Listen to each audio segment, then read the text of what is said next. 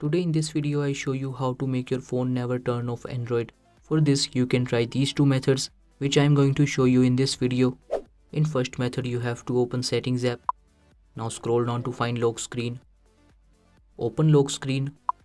In this you will find this sleep. If you click on it and select never, your phone screen will not turn off until you lock your Android device.